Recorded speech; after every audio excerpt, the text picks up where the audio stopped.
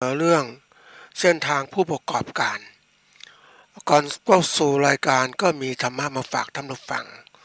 หัวข้อจากหนังสือพจนานุกรมพุทธศาสตร์ฉบับประมวลศัพท์เรียบเรียงโดยเทพเวทีประยุทธ์โตมหาจุฬาลงกรณราชวิทยาลัยพิมพ์เผยแพร่ปี2533หัวข้อธรรมะวันนี้คือศิลปศาสตร์คำว่าศิลปศาสตร์แปลว่าตำราว่าด้วยวิชาความรู้ต่างๆมี18ประการนะ18ประการนี้ในสมัยพุทธกาลก็มีดังนี้คือ 1. ว่าด้วยสูติคือความรู้ทั่วไป 2. สัมมติความรู้กฎธรรมเนียม 3. สังขยาคำนวณ 4. โยคยันการช่างการยนต์นิติศาสตร์วิเศษีกาความรู้อันให้เกิดมงคล 7. คันทัพพาวิชาร้องลำ 8. คณิกาวิชาบริหารร่างกาย 9. ธนุเพทาวิชายิงธนู 10. ปูรณาโบราณคดี 11. ติกิจฉาวิชาแพทย์ 12. อิติหาสาตำนานหรือประวัติศาสตร์ 13. โชติดาราศาสตร์ 14. มายาตำราพิชัยสงคราม 15. ฉันทสาการประพันธ์ 16. เกตวิชาพูด 17. มันตาวิชามน 18. ศรัทธาวิชาในวิชาไวยากรณ์ทั้ง18อย่างนี้โบราณรวมเรียกว่าศิลปะส่วนไทยแปลออกเป็นศิลปศาสตร์นะซึ่งศิลปศาสตร์ในยุคปัจจุบันแยกความหมายคือศิลปะกับศาสตร์ออกจากกันคือศิลปะหมายถึงวิทยาการที่มีวัตถุประสงค์ตรงความงามนะส่วนศาสตร์หมายถึงวิทยาการที่มีวัตถุประสงค์ตรงกับความจริงเช่นคณิตศาสตร์วิทยาศาสตร์เป็นต้นที่ได้ยกเรื่องของศิลปศาสตร์มาพูดท่านผู้ฟังเนี่ยก็เป็นการให้เห็นความรู้ต่างๆที่เรานับถือว่าเป็นศิลปะด้วยความงามในชีวิตต่างๆทั้งหมดนี่แหละมันมีหลากหลายจริงๆเลยแล้วก็ตัวสำคัญตัวที่มาสรุปก็คือศิลปศาสตร์ที่ว่าด้วยศิลปะด้วยว่าวัตถุประสงค์เรื่องราวที่เกี่ยวกับความงามต่างๆส่วนศาสตร์เนี่ยแน่นอนก็เรื่องของความจริงวัตถุประสงค์ที่เกี่ยวกับความจริงทีนี้เนี่ยศัพท์ตัวเนี้ยมันยากให้เห็นอย่างหลายอย่างมากประการแรกคือการแยกศาสตร์ต่างๆมันมีแยกกันนะหลายศาสตร์มากตามยุคสมัยที่แยกละเอียดนะอย่างสมัยยุคการนั้น88สาย18สายแต่ยุคปัจจุบันก็เอาง่ายๆเหลือ2สายเหลือสายเดียวคือความงามแต่ยังไงก็ตามมันเป็นศิลปะมันอยู่ในขอบเขตเหล่านี้หมดแล้วมันด้วยความหลากหลายนะมันเป็นเขาเรียกศิลปะงานศิลป์เนี่ยประเภทอย่างนั้นบางคนชอบเรียกศาสตร์ที่ว่าความจริงมันตายตัวพิสูจน์อย่างนี้อย่างคณิตศาสตร์วิทยาศาสตร์สังคมศาสตร์ว่ามนุษย์สังคมเป็นยังไงมันก็ตายตัวอย่างนี้ทีนี้มันตัวศิลปะมันแยกแยะมากมายทีเดียวทีนี้เราก็เอามาใช้ประโยชน์เรารู้เนี่ยทุกอย่างที่เกี่ยวกับความงามมันเป็นมายามันเป็นต่างๆนะมาใช้ได้หมดเลยมันใช้ในการเมืองชีวิตได้เพราะนั้นวิชาการต่างๆที่มันมีอยู่เนี่ยมันมีหลากหลายมากมายเราควรจะรู้ไหมควรจะรู้แต่ณวันนี้เราต้องรู้ไหมก็ถ้ามีเวลาก็ต้องรู้แต่ยังไงก็ตามเราก็จำศาสตร์พื้นฐานเสียก่อนสิ่งที่เราอยู่เนี่ยเป็นยังไงศาสตร์พื้นฐานเราชีวิตรอดยังไงทำยังไงส่วนศาสตร์ในการดำเนินชีวิตยังการที่จะใช้ชีวิตอย่างไรจะเป็นยังไงมันอีกศาสตร์หนึ่งต่างหาก ศาสตร์การแรกการกินการอยู่ง่ายๆอันที่สองการใช้ชีวิตจะเป็นยังไงความสำเร็จชีวิตจะทำยังไงมันจะต่อลึกไปเรื่อยซึ่งศาสตร์เหล่านี้มันพัฒนาการไปตามเขาเรียกว่าเป็นตามตัวเจ้าของเองตัวเจ้าของเองเนี่ยถ้าฐานะหรือการประกอบอาชีพแบบนี้บทแบบนี้ก็มีแบบนี้ความรู้ระดับนี้ต่อไปขยับฐานะก็มีความรู้ระดับไปเรื่อยๆนะทีนี้ที่เอามาพูดส่วนหนึ่งก็คืออยากจะเน้นถึงว่าชีวิตของคนเนี่ยอย่างเกษตรกรธรรมดาเนี่ยเขาสามารถเป็นเจ้าของบริษัทใหญ่โตได้เลยนะใหญ่โตเป็นเจ้าของธุรกิจเลยทีนี้เราเองถ้าเราทำยังไงจะเป็นอย่างเขาบ้างเขาเป็นคนเหมือนกันนะคนกับเราเนี่ยทำไมเขาใหญ่โตเป็นเจ้าของธุรกิจการเกษตรขนาดใหญ่นะหรือประกอบการต่างๆได้มันมีเรื่องสำคัญที่สุดก็คือเรื่องของที่ว่าการที่เราจะมีเป้าหมายรู้จักกำหนดเป้าหมายแล้วก็อันที่สองรู้จักกำหนดเส้นทางอันตามไปอยู่เป้าหมายนั้นทำอย่างไรอีตอนนี้เราก็เอาศาสตร์ต่างๆศิลปศาสตร์ต่างๆที่เรามีอยู่เนี่ยเราเรียนรู้มาเอามาใช้เพื่อทำให้เราบรรลุจุดหมายสิ่งที่เราตั้งได้เร็วที่สุดเมื่อเรามีเป้าหมายเราจะใช้การเดินไปสู่เป้าหมายการวิ่งการใช้พาหนะต่างๆมันแตกต่างกันนะมันทำให้เราไปถึงเป้าหมายได้รวดเร็วต่างกันเองเพราะฉะนั้นวันนี้เรามาดูบทบาทสำคัญที่เรานั้นจะต้องหัดเรียนรู้ไม่ใช่ว่าฉันมีชีวิตแค่นี้ฉันอยู่แค่นี้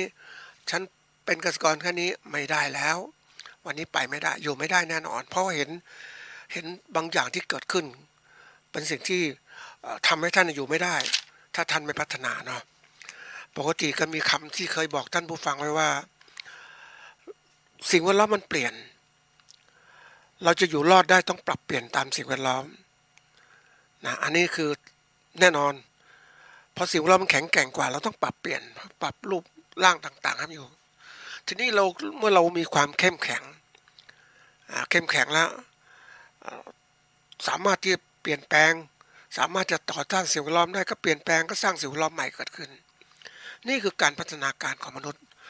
รุ่นหลังๆเนี่ยแม้ร่างกายเขาอ่อนแอนะแต่เขาใช้สติปัญญาเขาในการค้นคิดหาสิ่งต่างๆเพื่ออำนวยความสะดวกสบายของเขาในการประกอบการนำอยู่ของเขาอย่างว่าอากาศร้อนเหรอแต่ก่อนเราก็หลบร่มใช่ไหมหลบโคนต้นไม้เดี๋ยวนี้ไม่ใช่ละเดี๋ยวนี้เขาสร้างห้องแอร์เลยเห็นไหมนะปลูกต้นไม้นะอันถัดมาทำมากินโอ้มันยุ่งยาก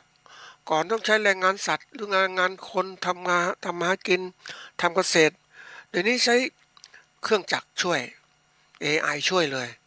นะในการที่จะควบคุมวงจรปลูกต้นไม้มันจะมีเรายิ่งไปดูระบบบริหารใหม่ๆนะท่านผู้ฟังระบบก่อสร้างเนี่ยนะที่ไปดูเขาเรียกระบบก่อสร้างสามมิตินะปกติพวกนี้เวลาเขาเขียนแบบคอมพิวเตอร์เนี่ยเวลาเขาเขียนเนี่ยรุ่นใหม่ๆเขาใช้โปรแกรมพวกนี้เขียนแบบอันแบบคอมพิวเตอร์ก็เขียนแบบที่จะให้คอมพิวเตอร์มันทำงานพิมพ์เตอร์เนี่ยมันทำงานตามที่เรากำหนดมันต้องจะวาดนู่นวาดนี่ได้ทีนี้มันพัฒนาการไปก้าวไกลแทนที่จะให้เป็นพิมพ์เตอร์ละมันเขียนแบบเหมือนกันแต่ไอตัวพิมพ์เตอร์ไม่ใช่แล้วตัวเครื่องพิมพ์ไม่ใช่มันเป็นตัวทำงานในการทำซีเมนต์ในการก่อเหล็กก่อปูนทำนู่นทำนี่ใช้หมดเลยเพราะนั้นเดี๋ยวนี้ระบบก่อสร้างมันชังระบบที่เรียกว่าควบคุมด้วยคอมพิวเตอร์ทั้งหมดเลยไม่ใช่พนักงานคนมันทันสมัยมันตัดนู่นตัดนี่ทำหล่อเป็นชิ้นส่วนหมดเลยทำต่างได้หมดนี่คือความทันสมัยตรงนี้แหละเขาบอกว่ามนุษย์ที่อ่อนแอเนี่ยแต่ร่างกายอ่อนแอนะทำงานไม่ยกไม่ไหวแล้วแต่ใช้เครื่องจักรคุมได้หมดเลยเห็นไหม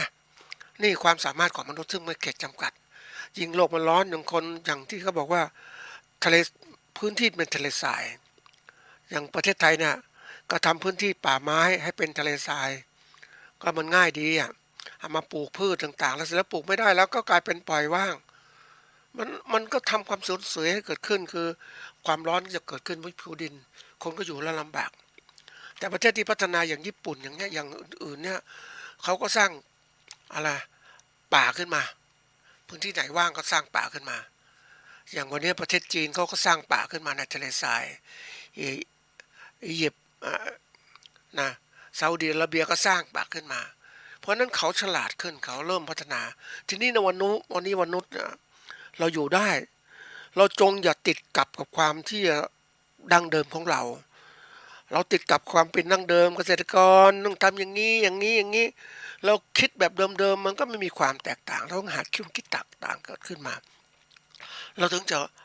พัฒนาไปสู่ความสำเร็จคนที่เขาเก่งๆนะท่านผู้ฟังที่เขาเป็นผู้ประกอบการเขาก็เริ่มอย่างนี้เล็กๆจากคนประกอบการเกษตรนี่แหละแต่ความคิดความอ่านเขาไม่ธรรมดาเขาไม่หยุดนิ่งเขาเจอปัญหาเขาหาทางแก้คนคิดทางแก้เรื่อยๆทั้งอ่านทั้งค้นคว้านะแล้วก็คิดทดลองเองทำเองที่สุดความสำเร็จก็เกิดขึ้นสำหรับเขาก็ร่ำรวยจากเกษตรกรกลายเป็นผู้ประกอบการขนาดเล็กขนาดกลางและขนาดใหญ่แล้ววันนี้เขาใหญ่แล้วเนี่ยเห็นไหมแล้วเขาก็สบายแล้วนะวันนี้ใครจะแข่งกับเขาล่ะเกษตรกรทั่วไปแข่งไหวแข่งไม่ไหวเพราะเราไม่ได้เตรียมตัวไม่ได้เตรียมอะไรต่างๆจังหวะเวลาชีวิตมันแตกต่างกันเพราะนั้นวันนี้ที่เราจะเดินทางสู่ความก้าวหน้าเนี่ยจงจำไว้เสมอนะเพิ่นได้ข้อคิดจากคนจีนไอ้คนที่เขาไปอยู่ประเทศจีนมาเขาเล่าให้ฟังมี2อย่างเท่านั้นแหละประการแรกคนจีนเขามี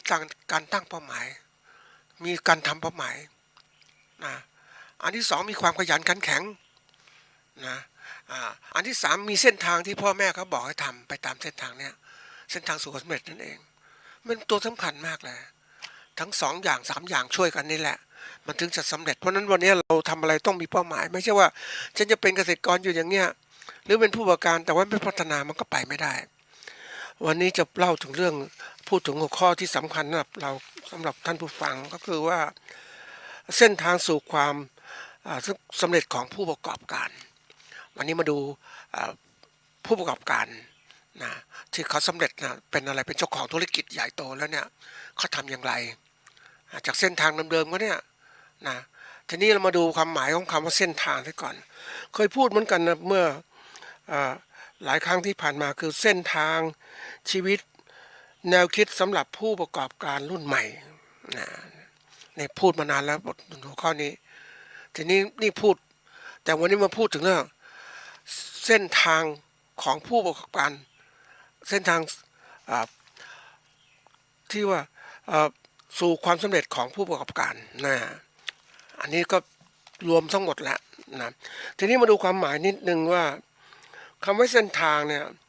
เป็นคำนามแปลว่าสิ่งที่มีลักษณะเป็นลายเป็นสายยาวหรือแนวที่ไม่จำกัดความยาวหรือแปลอย่างหนึ่งว่านะรอยที่ปรากฏเป็นทางบนพื้นเป็นแนวทีนี้ในกรณีความหมายในที่นี้คือแนวก็คือเส้นทางที่เป็นลายเป็นสายนี่แหละและไม่เขาเรียกว่าไม่จำกัดความยาวความสำเร็จคือการเสร็จสิ้นหรือสิ่งที่กำหนดขึ้นเสร็จตามเป้าหมายของใครของผู้ประกอบการคือผู้ที่ทำดำเนินการสร้างผลกำไรของตัวเองให้เกิดขึ้นอันนี้สำคัญนะที่หลายๆครั้งที่พูดที่ผ่านมาเนี่ยนะเราทุกที่ท่านผู้ฟังพัฒนาภาครัฐก็พูดพัฒนาเกษตรกรให้อย่างงู้นอย่างนี้ให้มีความรู้อย่างงู้นนี้แต่ไม่มีใครพูดถึงให้เป็นผู้ประกอบการเพราะอะไรก็เพราะว่ามันเป็นเรื่องใหญ่มันเรื่องที่สำคัญนะถ้าประเทศไทยเจริญเนี่ยท่านผู้ฟังเราควรจะต้องมีผู้ประกอบการมากมายทีเดียวเลยในการเกษตรที่เก่งมากๆเราถึงจะแข่งขันสามารถพัฒนาเกษตรแต่วันนี้เนี่ยคนที่สำเร็จในการประกอบการนะมีไม่กี่รายแล้วก็ร่ำรวยก็กลายเป็นอุปสรรคขัดขวางก็ไม่ให้เกษตรกรเติบโตเกษตรกรก็ยังจนอยู่อย่างเดิมนี่อันนี้คือสิ่งสำคัญที่สุดนะเพราะนั้นวันนี้จะมาพูดถึงเส้นทางนะสู่ความสำเร็จของผู้ประกอบการอย่างที่บอกว่าจะสำเร็จนะอันที่หนึ่งต้องมีเป้าหมาย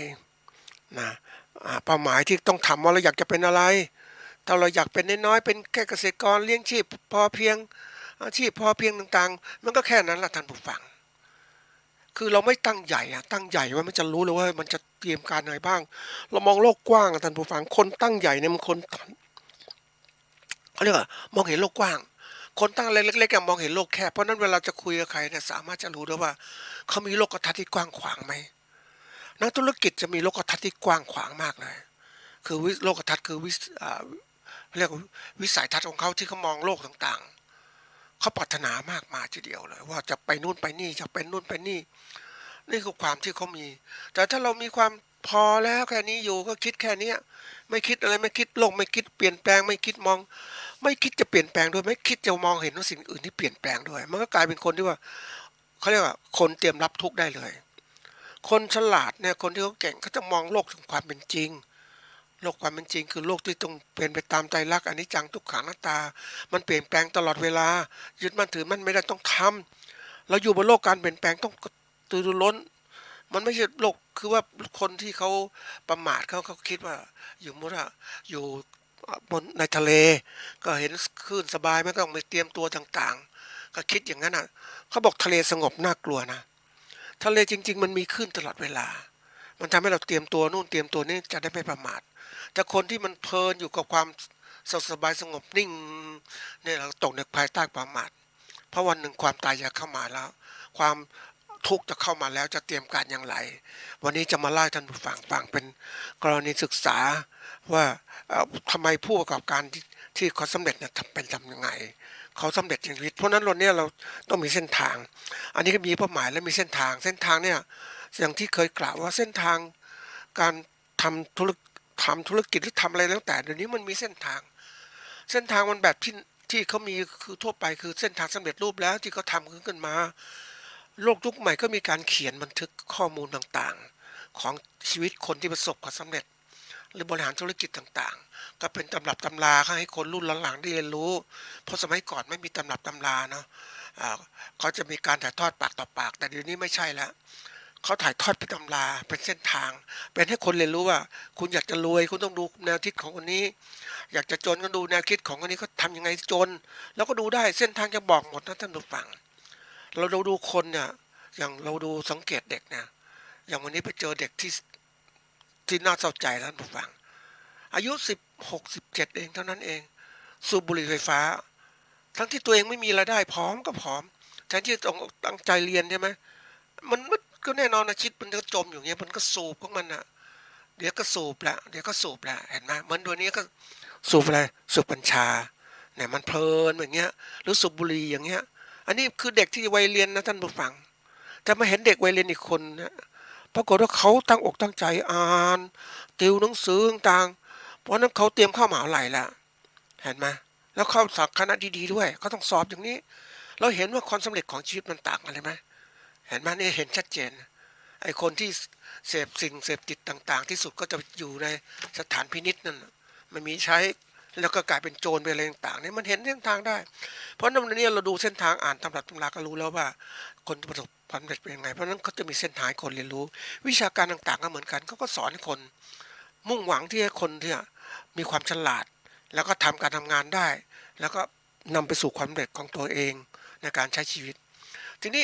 นี่คือตัวอย่างแต่คนโบราณเนี่ยเขาสำเร็จของเขาเนี่ยคือว่าเขาไม่มีโอกาสที่จะศึกษามากมายเขาก็ต้องใช้การเรียนรู้นี่คือการที่ว่าใช้ลงมือทำในสิ่งที่อยากจะทำนู่นทำนี่แล้วลงมือทำแต่แล้วเนี่ยมันก็เห็นผลขึ้นมาเห็นอะไรเกิดขึ้นมามันก็เป็นบทเรียนก็สอนตนเรื่อยๆเรื่อยๆก็เก่งขึ้นทีนี้อย่างที่บอกว่าคนเรียนรู้เนี่ยจากการเรียนรู้เนี่ยมันช้านะแรกๆมันช้าแต่ตอนหลังมันเร็วนะแล้วมันไวมันอยู่ในตัวเองอยู่ในสมองตัวเองมันก็สำเร็จได้เร็วถ้าคนเรียนรู้ได้เร็วทีนี้พวกการศึกษานะศึกษามากๆแต่ไม่ทำอะไรเลยมันก็ไม่สำเร็จอ่ะอย่างวันนี้มีอย่างนึกถึงคำพูดของพ่อแม่ครูบาอาจารย์ที่พูดถึงว่าเธอผู้ปฏิบัติธรรมถ้าเธอมุ่งหวังความสำเร็จเหล่านี้เธอต้องนำคำสอนพระเจ้าไปปฏิบัติเลยพระองค์ทรงสอนแล้วถูกต้องแล้วทำเลยไม่ใช่มา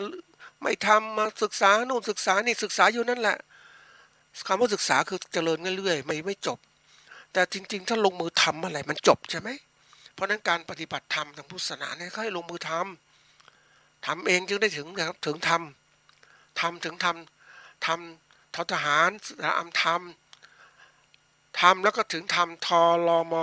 ธรรมะเนี่ยถึงธรรมะต้องถึงอย่างนี้นี่คือตัวอย่างเพราะฉะนั้นระหว่างศึกษากับเรียนรู้ในส่วนหนึ่งแล้วทีนี้อีกเส้นทางนึงเนี่ยมันประกอบด้วยอะไรทั้งหมดมันประกอบด้วย2อย่างรวมกันศึกษาและเรียนรู้เลยเอามาทำต่อยอดเลยเหมือนที่คนเขาเร็วๆเนี่ยที่เขารวยเร็วๆอย่างที่ญี่ปุ่นนะเยอรมันคิดอังกฤษทำญี่ปุ่นขายอย่างเงี้ยมันคิดทำนู่นคิดออกนู่นคนนี้นี่พวกคิดสร้างสรรค์ความคิดอังกฤษลงมือทำทดลองเป็นต้นแบบต่างๆทำเอาความคิดเหล่านี้มาทำญี่ปุ่นนะอะไรครับญี่ปุ่นขายคือว่าเขาขายคือหมายความว่าเขาก๊อปปี้มาหมดเลยแล้วก็ลงมือทำด้วยตัวเองเห็นไหมสำเร็จไหมเขาขายจนรวยธุรกิจเขาร่ำรวยประเทศเขาเริ่มจากความคิดก๊อปปี้นั่นแหละคัดลอกเพราะนั้นวันนี้คนที่สำเร็จมันต้องใช้ทุกอย่างเลยทั้งสองอย่างคือศึกษาและเรียนรู้ลงมือทำเพราะฉะนั้นข้อที่3เนี่ยสำคัญมากคือเดินตามเส้นทางที่เราศึกษาและเรียนรู้มาแล้วก็ลงมือทำปรับตัวเปลี่ยนแปลงตลอดเวลาแนวทางนี้แหละท่านผู้ฟังเป็นแนวทางที่มีการปรับเปลี่ยนตามสถานการณ์เพราะเราอย่างที่บอกว่าคนศึกษาคนเขียนตำรับราเขาสถานการณ์นั้นเขาเขียนอย่างโบราณเขาเขียนแบบนี้ทีนี้ไอ้คนที่มาเรียนรู้เนี่ยนะมาเรียนรู้ตามสถานการณ์ต่างๆสถานการณ์เกิดขึ้นก็หาทางแก้แต่ไอ้วิธีที่3เนี่ยคือศึกษาแล้วเรียนรู้เรียนรู้โดยตัวเองความไวเพราะนั้นวิสัยทัศน์ของเขาจะเป็นอีกแบบหนึ่งเขามองสถานการณ์ข้างหน้าด้วย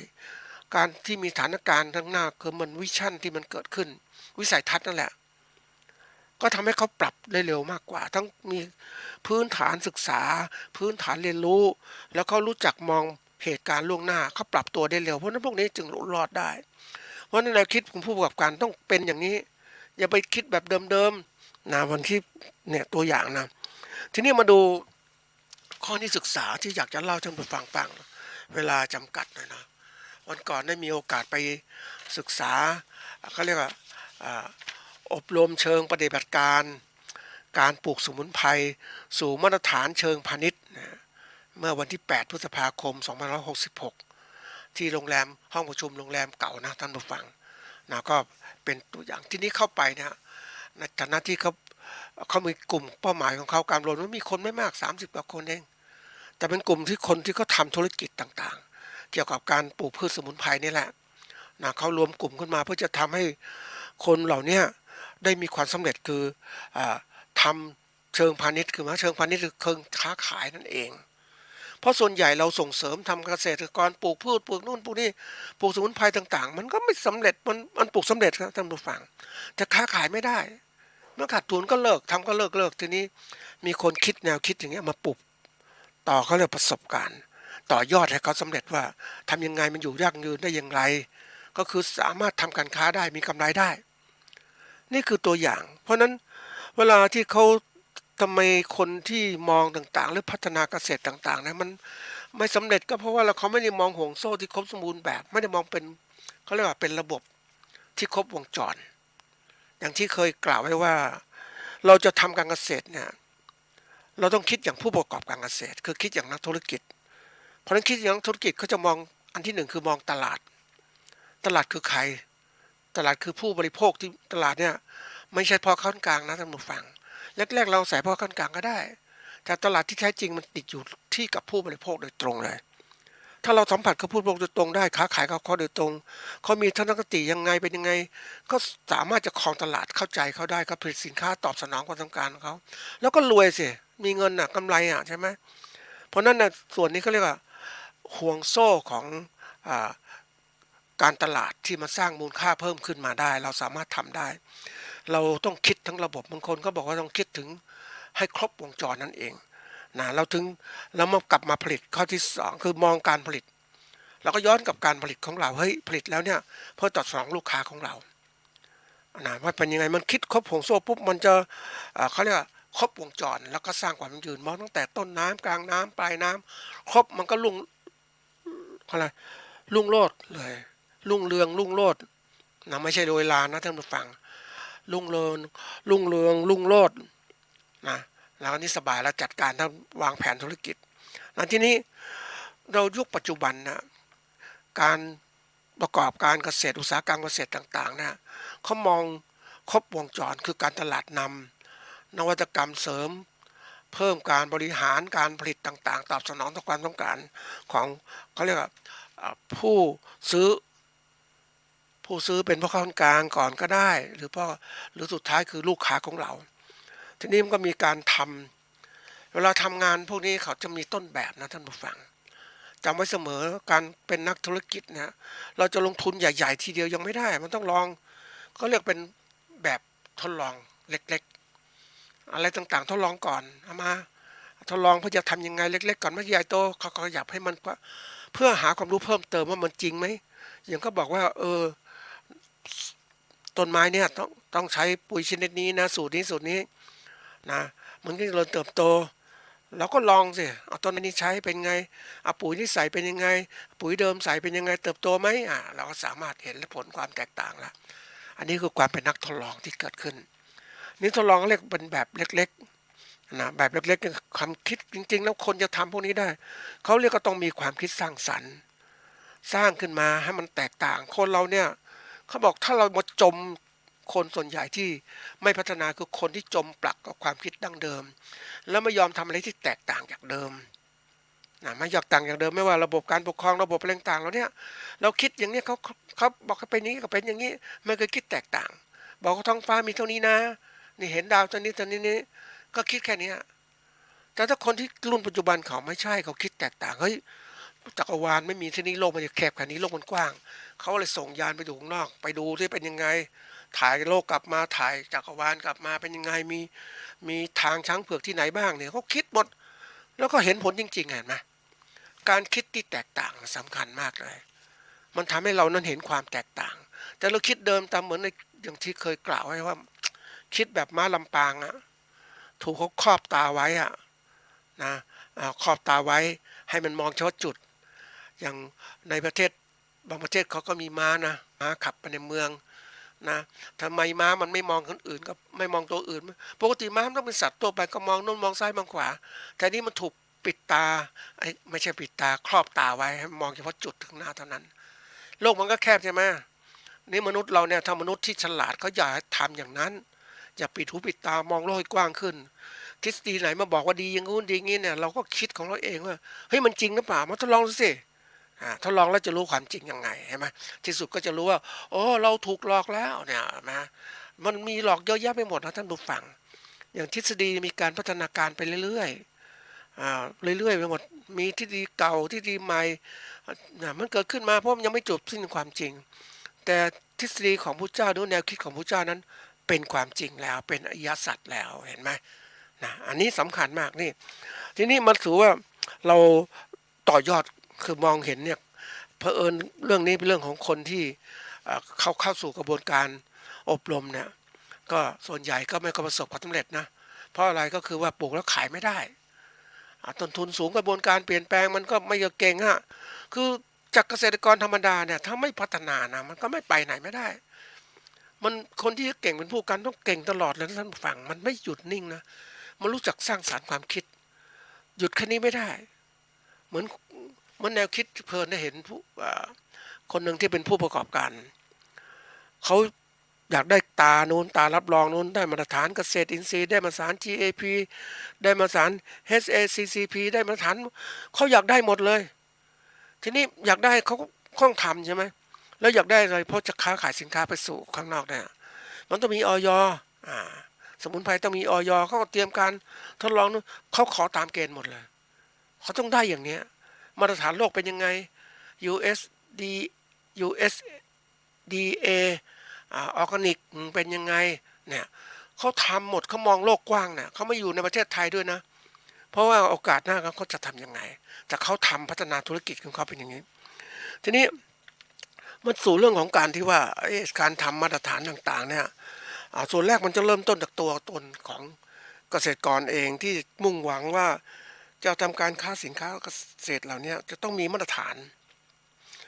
เนี่ยสิ่งที่กำหนดขึ้นว่ามันเป็นสิ่งที่ว่าเป็นตัวชี้บอกว่าสิ่งที่เราทำได้คุณภาพหรือไม่เขากำหนดเกณฑ์มาตรฐานไว้มาตรฐานการผลิตเป็นยังไงมาตรฐานคุณภาพผลผลิตเป็นยังไงเขามีเกณฑ์ เพราะฉะนั้นสมุนไพรก็มีเกณฑ์ถ้าปลูกไม่ดีผลมันเล็กสารในสมุนไพรก็ไม่มีพอไม่มีมากพอเขาก็ไม่ซื้อสิ่งที่กำหนดมาตรฐานเพื่อจะได้คุณภาพมันเกิดขึ้นมาตรงความต้องการของบริโภคทีนี้อย่างที่บอกว่าปลูกสมุนไพรเนี่ยมันคุณภาพมันขึ้นอยู่กับอะไรมันขึ้นอยู่ที่หนึ่งพันธุกรรมของพืชสมุนไพรเหล่านั้นพันธุกรรมดีไหมนะอันนี้สำคัญนะท่านผู้ฟังอันถัดมาคือขึ้นอยู่สิ่งแวดล้อมที่อยู่ปลูกอยู่นั้นอย่างเปาน้อยเป็นโรคเป็นยาสมุนไพรที่รักษาโรคกระเพาะเนี่ยท่านผู้ฟังนะมันรักษาโรคกระเพาะที่นี่ปลูกที่ไหนอ่ะปลูกต่างที่มันไม่มีคุณภาพเหมือนกันนะต้องเขาบอกต้องปลูกที่บางสะพานจังหวัดประจวบคีรีขันธ์เนี่ยเพราะว่ามันได้รับสารจากดินเข้าไปแล้วมันก็ทำคุณค่าในตัวมันเองเพราะนั้นคนที่สกัดยาก็ได้ประโยชน์คือเป็นได้ยารักษาโรคกระเพาะเห็นไหมดีมากของโลกเลยทีนี้ใครได้ประโยชน์หรือไม่ท่านผู้ฟังปรากฏว่าคนต่างประเทศคนเยอรมันเนี่ยมาศึกษาค้นคว้าวิจัยพวกก็ได้แล้วก็จดลิขสิทธิ์เลยเห็นไหมทั้งที่ประเทศไทยเป็นผู้ผลิตแท้ๆเลยเห็นไหมเนี่ยนี่เป็นตัวสำคัญนะท่านผู้ฟังการที่ทำเกษตรต่างๆทั้งหมดเราต้องไวเรื่องนี้ต้องรู้ทีนี้บางขึ้นการปลูกอยู่สิ่งแวดล้อมที่ถัดมาคือจะทำยังไงก็คือมาตรฐานการผลิตเนี่ยให้มันได้มาตรฐานนะที่ดินสิ่งแวดล้อมต่างๆสิ่งแวดล้อมคือดินน้ำธาตุอาหารต่างๆทั้งหมดเนี่ยอากาศต่างๆเนี่ยมันต้องมีมาตรฐานของมันแล้วก็มีมาตรฐานการผลิตก็จะได้คุณภาพออกมานะมีคุณภาพของผลผลิตที่ดีมีสารเคมีในพืชสมุนไพรเหล่านั้นจึงสามารถใช้ได้ทีนี้อย่างที่บอกว่าการจะปลูกเนี่ยก็มีมาตรฐานการผลิตสำหรับการปลูกพืชสมุนไพรอยู่แล้วก็มีเขาทำมาหมดมาตรฐานหลังจากพืชต่างๆเนี่ยพืชต่างๆเนี่ยเขาเรียกว่ามีศักยภาพสำนักงานมาตรฐานสินค้าเกษตรกำหนดมาตรฐานมาตรฐาน GAP มาตรฐานต่างๆทั้งหมดเลยมาตรฐานออร์แกนิกก็มีกำหนดมาเพื่ออะไรเพื่อยกระดับการผลิตเพราะว่าถ้าเราปล่อยให้การผลิตสินค้ามันไม่มีมาตรฐานอย่างสมุนไพรอย่างเงี้ยหัวเล็กหัวใหญ่มันแตกต่างกันท่านผู้ฟังคุณภาพแตกต่างกันเลยวันก่อนไปเจออย่างเขาเรียกทุเรียนนะท่านผู้ฟังก็เลยความอยากกินทุเรียนโหเห็นทุเรียนลูกใหญ่จะกินโอ้มันน่ากินเนาะท่านผู้ฟังมันใหญ่นะมันคงจะมีอะไรดีๆทีนี้เอาคนที่เขามีความรู้ความชำนาญเขาบอกไม่มันขึ้นอยู่สายพันธุ์ลูกใหญ่ๆมันมีสายพันธุ์ทางภาคใต้อย่างเงี้ยลูกใหญ่ๆมันดินน้ำดีอะไรดีมันใหญ่แต่ลูกจะเปลือกมันแต่คุณภาพมันแตกต่างกันรสชาติก็แตกต่างเพราะต้องดูก็เรียกแหล่งกำหนดสินค้าพันธุ์ที่ปลูกและแหล่งกำหนดสินค้าที่ไหนที่น้ำดีอะไรดีทั้งหมดเนี่ยมันดีมากเกินไปผลก็ใหญ่โตจะถามรสชาติไม่ได้เรื่องเลยอย่างเงี้ยเพราะนั้นต้องรู้จักเนี่ยตัวอย่างเนี่ยเพราะนั้นวันเนี้ยวัตถุดิบที่เราได้มาเนี่ยจะแปรรูปเป็นสมุนไพรแต่สมมติเราต้องมีคุณภาพจริงๆนะเพื่อจะรักษาตัวนี้ทีนี้มาถึงว่าเราทำไปแล้วเนี่ยเราต้องดูว่าไม่จะทำคนส่วนใหญ่ท่านผู้ฟังทำการผลิตพืชสมุนไพรหรือสนใจปลูกพืชสมุนไพรก็เมื่อบอกว่ามีคนสนใจจะซื้อเขาบอกก่อนต่อมาให้ปลูกตัวนู้นตัวนี้ทีนี้เกษตรกรได้รับความรู้เหล่านั้นก็เฮ้ยปลูกไว้หรือยิ่งภาครัฐส่งเสริมให้มีความรู้เรื่องปลูกนี่ปลูกยางพาราปลูกนู่นปลูกนี่เหมือนกันเลยท่านผู้ฟังแล้วก็เฮกันปลูกเขาถามว่าให้มีใครซื้อเขาคิดว่าเขาสร้างตลาดจินตนาการขึ้นมาเองเขาก็คิดว่าจะมีพ่อค้ามาซื้อของเขาก็คิดจะปลูกอย่างนี้มันมีตัวอย่างอีกตัวอย่างคือหมายความว่าพ่อค้าคือคนหลอกหลอกคนหลอกเกษตรกรนะปลูกอย่างโกโก้อย่างเงี้ยมาเข้าเครือข่ายปลูกโกโก้สมมติว่านี้พันธุ์ตลาดดีอย่างงู้นอย่างนี้เพราะนั้นคุณจะปลูกเนี่ยคุณก็ต้องมาซื้อพันธุ์ของกันเอาไปปลูกแล้วจะมีเดี๋ยวเวลาลูกโตจะไปซื้ออย่างเงี้ยปรากฏว่าถึงเวลานั้นไม่มีใครมาซื้อเลยเสร็จแล้วเพลินว่ามีเรื่องจริงเรื่องหนึ่งคือกัญชาเงี้ยกัญชาที่ปลูกกันโอ้ยพลาเขาโฆษณานะท่านผู้ฟังโอ้กัญชาทางการแพทย์อย่างงู้นอย่างนี้โอ้ยคนที่มันไวนะก็เอาไปปลูกก่อนเลยปลูกก่อนปุ๊บโอ้โหนะก็คิดว่าจะขายได้เขาซื้อเฉพาะอะไรซื้อเฉพาะดอกมันเท่านั้นแหละแต่ใบต่างๆก็ไม่เอาเลยใบต้นไม่เอาเลยก็ขายไม่ได้ไม่คุ้มค่าท่านผู้ฟังเหมือนบางคนที่เขาบอกว่าเปิดเสรีกระท่อมนะ กระท่อมนี่เป็นยาสิ่งเสพติดนะท่านผู้ฟังคนกินบ่อยๆมันก็ติดติดมันติดมากกว่ามันติดแล้วให้โทษด้วยไม่เหมือนกับติดหมากพลูบุหรี่อย่างเงี้ยหมากพลูอย่างเงี้ยก็ติดระดับหนึ่งแล้วอันนี้มันติดร้ายเลยทีนี้คนที่มันตอนที่เขาบอกว่ารัฐบาลยุคเนี่ยบอกให้ปลูกกระท่อมด้วยไม่ปล่อยไม่จะเป็นผู้เสพติดแล้วปลูกได้เลยไอ้คนมันรู้กฎหมายก่อนนะมันก็ปลูกก่อนเลยปรากฏว่ามันมันคิดว่าจะดีปรากฏว่าคนเนี่ยคือเศรษฐกิจมันไม่ดีใช่ไหมท่านผู้ฟังเศรษฐกิจไม่ดีพวกไม่มีเงินซื้อกระท่อมบริโภคเห็นไหมโอ้นี่อ่าคนที่ปลูกเนี่ยเล่าให้ผมฟังโอ้โหมันขาดทุนนะท่านผู้ฟังปลูกแล้วไม่มีใครซื้อแล้วต้นพันธุ์ซื้อแรกๆมาลงทุนต้นเราเท่าไหร่แพงก็หวังว่าจะรวยเนี่ยเห็นไหมคนที่ไม่มีคือเวลาทำเกษตรต่างๆต้องรู้ให้ชัดก่อนนะตลาดให้แน่ใจเสียก่อนว่าเป็นอย่างไรถ้าไม่แน่ใจเรื่องตลาดอย่าพ้องขยับถ้าเราไม่แน่ใจตลาดเราก็ทำเล็กๆก่อนก็ได้แล้วก็ขยายเหมือนกับได้ฟังคนพูดนะคนที่เขาทำกัญชาเขาออกมาแรกๆเนี่ยมันเป็นยาเสพติดเขาแอบปลูกนู่นอย่างนี้แล้วก็ปลูกไปส่งให้คนซื้อไปทำยานู่นยานี้คือเขาไม่ได้ขายไปโดยตรงให้กับผู้บริโภคเขาขายกับพ่อค้าหรือผู้นำไปผลิตทางการแพทย์นะเพื่อการแพทย์เดี๋ยวนี้ก็มาบอกเหมือนกันนะท่านผู้ฟังว่าโอ้น้ำมันกัญชายังดีงู้นดีงี้ใช้บำบัดรักษาโน่นสารนี่แก้นอนหลับต่างๆให้คนนอนไม่หลับก็นอนหลับแต่จริงๆมันยาพวกนี้มันกล่อมประสาทใช่ไหมแล้วเราถ้าเสพนานๆเรานอนไม่หลับบ่อยๆเราต้องใช้มันบ่อยๆนะทุกมื้อทุกขั้นทุกครั้งในการนอนต้องกินต้องใช้ยากัญชาก็กลายเป็นเลยเราเป็นสิ่งมีชีวิตต้องเสพสิ่งเหล่านี้ได้ไงตลอดเวลามันอันตรายนะสำหรับฝั่งนี่ตัวอย่างเพราะนั้นเราต้องไวเรื่องการตลาดให้ชัดเจนทีนี้มาถึงว่าเราทำตลาดทั้งหมดเนี่ยในสินค้าสมุนไพรเนี่ยแน่นอนมันมันย่อมที่จะต้องมีเขาเรียกมีมาตรฐานแล้วเราจะขอขายเนี่ยมันต้องมีอะไรมีอย.ถ้าจะขายผลิตภัณฑ์สมุนไพรต้องมีอย.ทีนี้ถ้าเราไม่มีจะอย.เนี่ยเราสามารถจะขายได้ไหมนะคือขายได้ในรูปแบบเดิมไม่ต้องมีการแปรรูปอะไรอย่างอ่าขมิ้นชันตัวอย่างขมิ้นชันนะขมิ้นชันก็ขายเป็นเง่าของมันนั่นแหละนะขิงข่าตะไคร้ก็เหมือนกันนะอันนี้ก็ขายได้ไม่เรียกจดอย.แต่ไม่ได้กระตามถ้ามีการบอกสรรพคุณมีกระบวนการผลิตและแปรรูปเนี่ยนี่แหละต้องมีอย.กำกับต้องขออะไรต้องขอมาตรฐานต้องขึ้นทะเบียนโอ้ตอนนี้แหละถ้าคนไม่เตรียมการน่ะคนส่วนใหญ่ถ้าเป็นระดับเกษตรกรก็คิดแค่ว่าขอผลิตสมุนไพรคือเขียนสมุนไพรแล้วรู้ขมิ้นชันกระชายดำอะไรต่างๆแล้วเนี่ยก็คือผลิตปลูกแล้วก็ขายเง่าของมันเนี่ยท่านี้พอแล้วรากของมันเนี่ย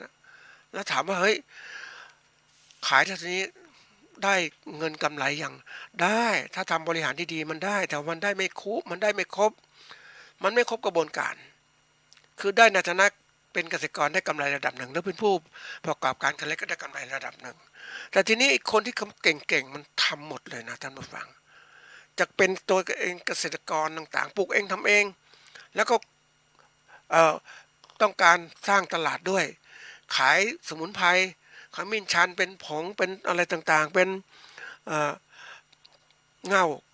ขมิ้นชันเป็นนะทีนี้ก็คิดเผื่อไว้ถ้าแปรรูปถ้าแปรรูปอย่างนู้นต้องมีแปรรูปเป็นน้ำมันคั้นเป็นนู่นเป็นนี่เพราะนั้นไปจดทะเบียนไปเลยไปวิเคราะห์ต่างๆจดทะเบียนมีทะเบียนมีอะไรต่างๆทั้งหมดแล้วมีมาตรฐานกำหนดด้วยปรากฏว่าแกก็ขายได้หมดเลยทุกอย่างเลยเพราะนั้นเกษตรกรหรือผู้การเล็กๆก็คิดแค่ว่าปลูกสมุนไพรเป็นเง่าขายวัตถุดิบไปให้คนอื่นแต่เจ้านี่ไม่คิดนู่นคิดนี่หมดละทีนี้การผลิตของแกเนี่ยแกมันเริ่มจากที่ว่าคนเราเนี่ย มันเริ่มที่จะมองเฮ้ยถ้าผลิตแค่เง่าแค่นี้ขายได้เท่านี้กำไรเท่านี้นิดเดียวแต่ถ้าเรามีการแปรรูปเป็นอย่างอื่นนั้นได้ไหมมันแปลได้อีกอะเพราะนั้นเราก็แปลให้มันครบห่วงโซ่แล้วสิกำไรจะดีขึ้นมีช่องทางตลาดเลือกมากขึ้นไม่ใช่ว่าผลิตไปแล้วขายเป็นวัตถุดิบไปแค่เนี้ยมันเราเองอะผลิตข้าวสาลีเอาข้าวนะข้าวสารก็ได้นะเราก็ผลิตแค่เนี้ยนะมันก็ได้เท่านี้แหละผลิตเป็นข้าวเปลือกขายแล้วก็ได้เท่านี้แต่ถ้าอะไรก็ตามเราผลิตเป็นข้าวกล้องนะข้าวสารขัดขาวมีลำน้ำมันลำข้าวข้าวงอกต่างๆมีทั้งหมดเลยเราแปรรูปเนี่ยเพราะนั้นเราก็ขึ้นทะเบียนเราเนี่ยเพราะเราขายเลยมีช่องทางตลาดมากขึ้นใช่ไหมเพราะผลิตภัณฑ์มันมีหลายรูปแบบใช่ไหมไม่ใช่ผลิตเป็นข้าวเปลือกอย่างเนี้ยอยู่แค่อย่างเดียวอย่างเงี้ยมันจะไปโตยังไงมีกำไรยังไงแต่เราคิดเราแค่ทำแค่นี้อย่างก็ระดับเกษตรกรทั่วโลกเขาเป็นอย่างนี้เหมือนกันทุกคนที่เขาคิดเพราะว่าเขาโมผลิตจำนวนมากอย่างผลิตข้าวผลิตอ้อยอย่างเงี้ย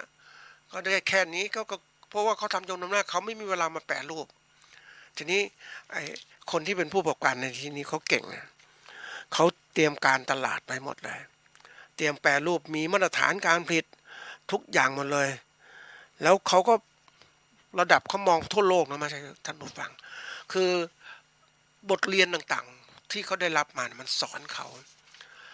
ยังไงบ้างคือเมื่อเขาปลูกสมุนไพรขมิ้นชันส่งนอกส่งไปเยอรมันเขามีใบนู้นใบนี้ต่างๆหมดเลยเขาขายซื้อจากเกษตรกรในเครือข่ายนะไม่เขารวมเกษตรกรในเครือข่ายจำนวนมากทีเดียวเพราะมันเป็นหนูมันเป็นจำนวนมากๆหลายตู้อะเพราะนั้นมันทำคนเดียวไม่ไหวอะปลูกไม่ไหวก็จะมีเกษตรกรเข้าในเครือข่ายปลูกปลูกเอามาส่งแล้วก็ขายนี่ความเติบโตของแกมีมากใช่ไหมแกเห็นโลกกว้างขึ้นไปสัมผัสกับเยอรมันไปนู่นไปนี่มาแล้วเนี่ยเฮ้ยมันมีถ้าทำแค่สมุนไพรวัตถุดิบส่งขายก็ได้เท่านี้แหละแต่เมื่อมีการไปรูปก็จะได้มากขึ้นแล้วเท่านั้นไม่พอเขาจะเพิ่มรายได้ยังไงก็ใครสั่งอะไรก็ทำได้หมดเลยแปรรูปทุกขนาดได้หมดนะอันนี้คือตัวอย่างที่เขาปรับอ่าความสามารถของเขาสูงขึ้นเจ้าตัวเองนี่แหละ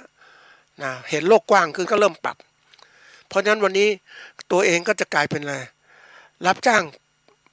ผลิตสมุนไพรส่งต่างประเทศก็ได้อันที่หนึ่งนะอันที่สองเนี่ยก็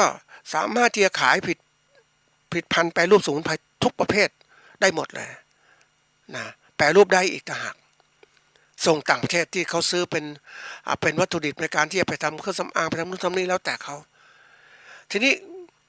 เขามีความคิดกว้างกันอีกนะท่านผู้ฟังอันเนี้ยเขามีความคิดกว้างคือได้คุยกับเขาคือแนวคิดของเขาเนี่ยก็เป็นดังที่เคยบอกไว้ว่าถ้าเราจะเติบโตต่างๆทั้งหมดเนี่ยเราต้องคุมวงจรการผลิตทั้งหมดให้ได้และคุมการตลาดให้ได้นะความสามารถของเขาเป็นตามนี่แหละลักษณะผู้ประกอบการเป๊ะเลยก็คือเมื่อเขามีความสามารถเห็นตลาดกว้างขึ้นแล้วเขาก็ทำทุกอย่างแล้วก็ทำสมุนไพรตัวอื่นเขาอีกนะเพื่อจะให้มันมีเขาเรียกว่ามีสินค้าในหลากหลายในนามของกลุ่มของเขาแรกๆเป็นกลุ่มนะท่านผู้ฟัง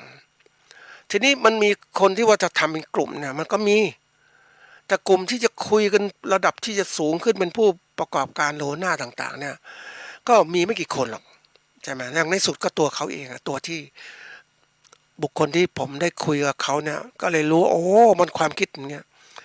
มันคิดเหมือนต่อไปมันจะคิดเหมือนผู้ประกอบการจริงๆเลยผู้ประกอบการรายใหญ่จริงๆเลยรายใหญ่จริงๆหมายความยังไงคือทำการเกษตรครบวงจรเลยหมายความว่ายังไงก็คือตอนแรกล่ะเป็นผู้ประกอบการผลิต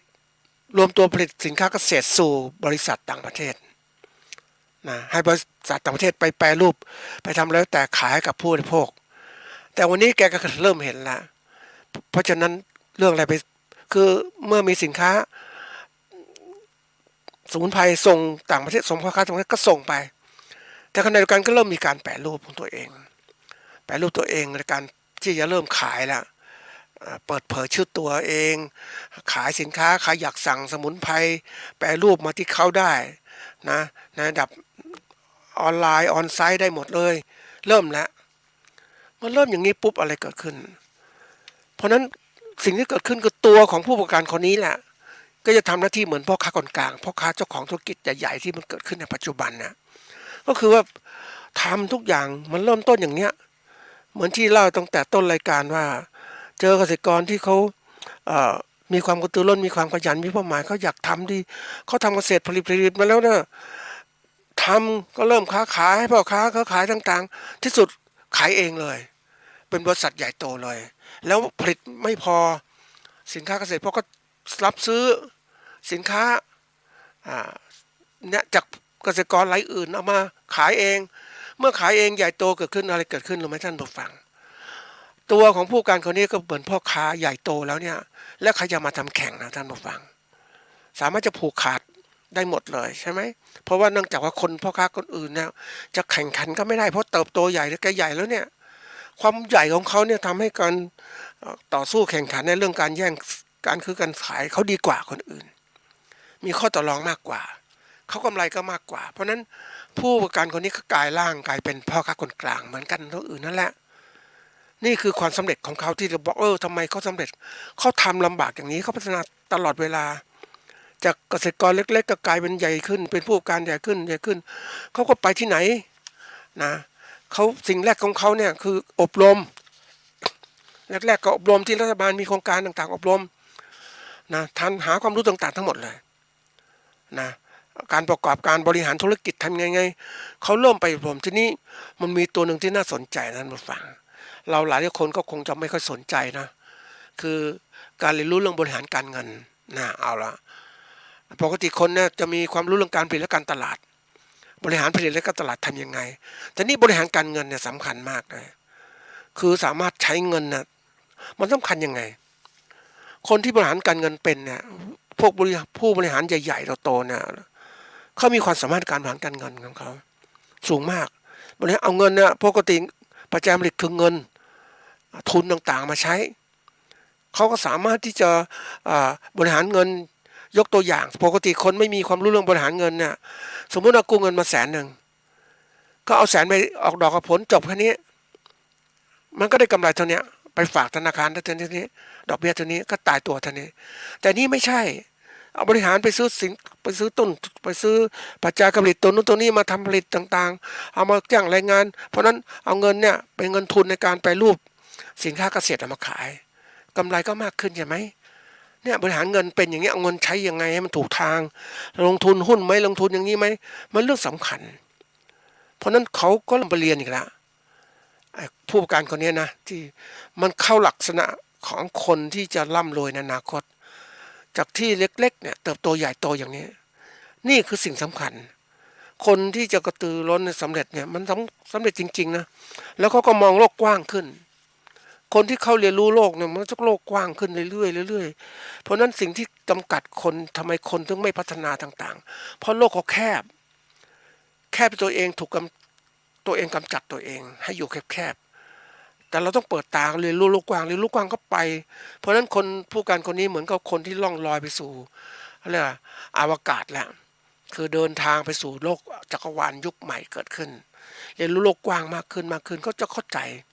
เมื่อเรียนรู้โลกกว้างขึ้นก็กลับมองมายังโลกสิ่งที่เป็นอยู่มันก็สิ่งเราคิดอย่างนี้แต่ก่อนเราคิดไม่รอบคอบเดี๋ยวนี้เราออกมาดูข้างนอกโลกแล้วมองเห็นโลกเป็นอย่างนี้มันเชื่อมต่อเป็นอย่างนี้จะทำวางจุดไหนมันเห็นหมดเลยนี่คือความที่สามารถของคนความที่มีวิสัยทัศน์กว้างขวางขึ้นการคิดต่างๆก็มากขึ้นการกระทำต่างๆก็มากขึ้นดีขึ้นกว่าเดิมมีความประหยัดมีอะไรต่างๆนี่คือความสำเร็จของเขาสำเร็จของเขาไม่พอก็จะวางแผนธุรกิจจัดการคนยังไงนะจัดการเงินยังไงจัดการวัตถุดิบยังไงให้เป็นจัดการระบบบริหารแบบไหนมาค้าขายยังไง